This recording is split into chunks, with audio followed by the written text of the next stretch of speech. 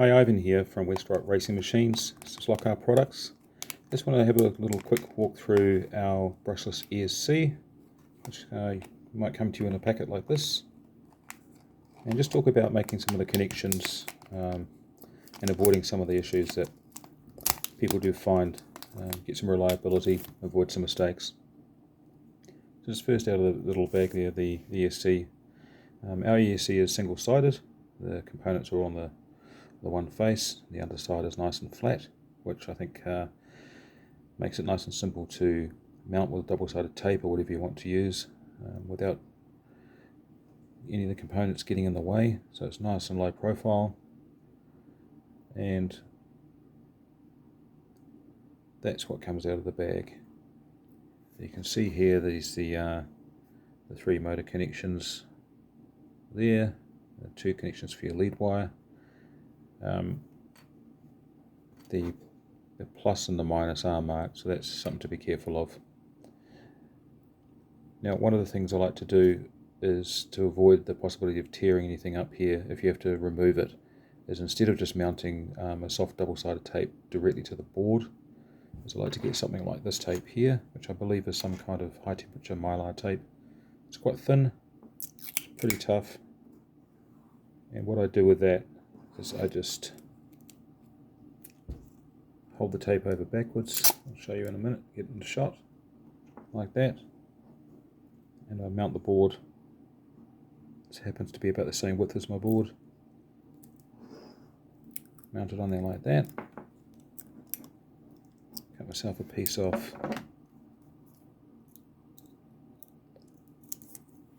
And just give it a trim. So you can see there, if you turn it over, I've put that tape on the back. And the reason for that is that it does give a bit of isolation to the bottom face so that we don't short out on anything on the chassis, but normally it would have a soft foam double-sided tape there to mount it into your chassis. And if I want to replace this or remove it and shift it to another car or whatever the reason may be, it's much easier to peel all that double-sided tape off with this layer of tape, rather than trying to remove the double-sided tape from the board itself. So if you can imagine what I'm doing here, just picking the corner up, I could remove that whole piece nice and clean and take the double-sided tape with it. It's just something I like to do, which protects the bottom of the board and makes it easier to transfer it if necessary.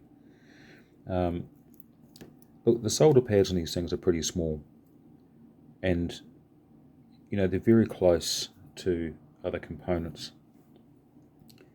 So if you spend too long here heating this pad up, the potential for these components to literally float away off the board is quite real, and to accidentally nudge these components with a soldering iron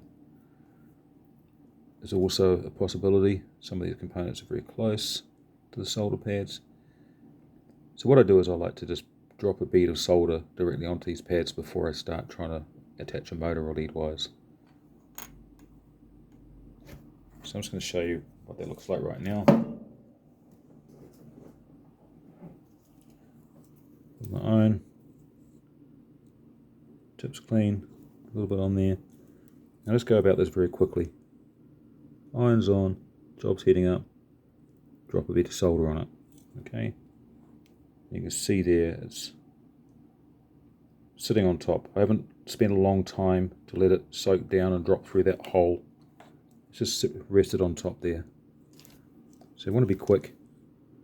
As we know, the potential with the irons we use in slot cars can often be quite hot. So yeah, I'm holding the board still, dropping the iron on, quickly placing a bead of solder, and I'm happy with that. So I want to do that to all my connections.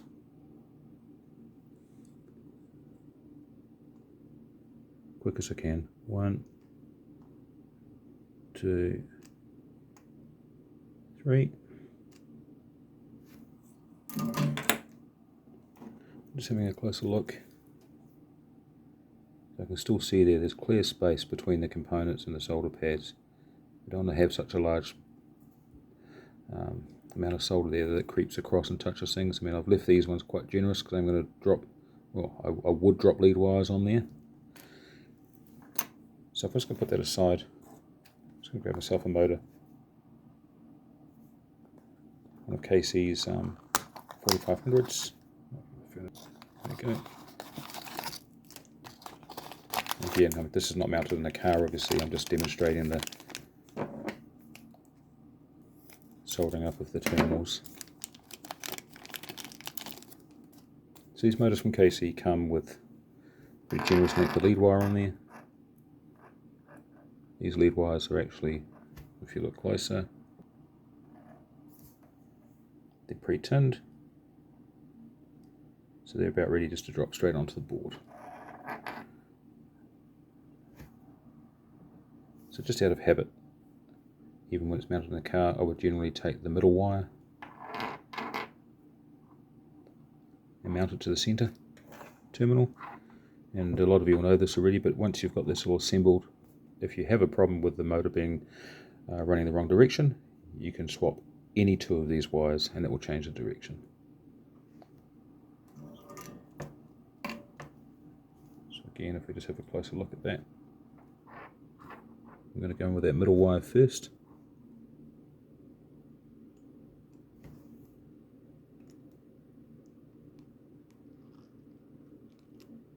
That's on. Give myself a little bit more solder on the iron.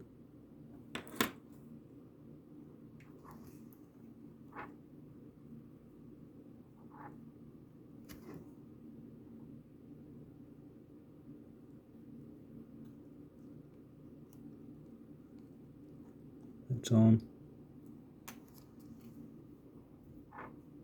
Give myself a bit more room for that third wire.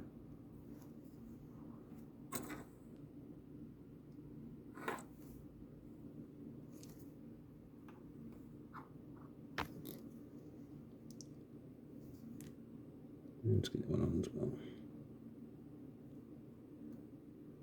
Right, so there's 3 wires. Oh, sorry, you couldn't see that very well. Those 3 wires are on. Again, just have a look. Not an excessive amount of solder, but enough solder there to make sure that it was easy to flow one to the other. And I think preparing by having a blob of solder on the boards beforehand really helps with that. Okay, and I would do the same thing with the lead wires. Got a bit more of a generous blob there, waiting for the lead wires to go on. But the lead wires also would be ideally pre-tinned and ready to go on. So when using the ESC, some of the basic things are just to make sure that these connections are clean. There's no chance of them shorting anywhere. I've chosen to protect the bottom of the board with a piece of that thin tape before I mount it with my sticky double-sided foam tape. When this is mounted in the chassis, just ensure that you've got, with articulated chassis like Flexies and such, just make sure that there's no way, once this is installed, when you slide it back and forth, that anything can touch the chassis. Something typical like a JK Flexi chassis, often you end up with the bite bar across the back here and that rider and the chassis pans across the front. You can get quite close even underside. These connections do go right through, so even this edge of the edges of the board here, you really need at least 0.5 millimeter away from any other metal work on the chassis in all cases. So test by sliding your pans back and forth, a little bit of flex, make sure that nothing can touch.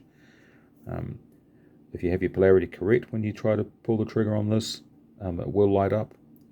If something doesn't light up, stop immediately and go back and check what you've done and make sure that nothing's in the wrong place. I haven't had one of these motors from KC bad out of the bag. They've all run perfectly. And these boards, every single one of them, when they're programmed, they run a test on the motor. So when we pop them in their bag, they're all operational. And there's something that's it's still a little bit new to slot racing. And to be fair, soldering isn't everyone's favourite skill. So you've got to be real careful with how and where you get temperature in.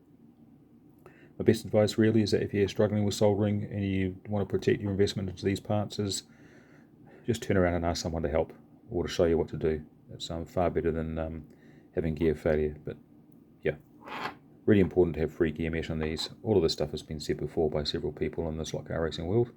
But that there is the WestRock board out of the bag, and that is how I do the soldering on it, just to take away the possibility that could be a problem to you.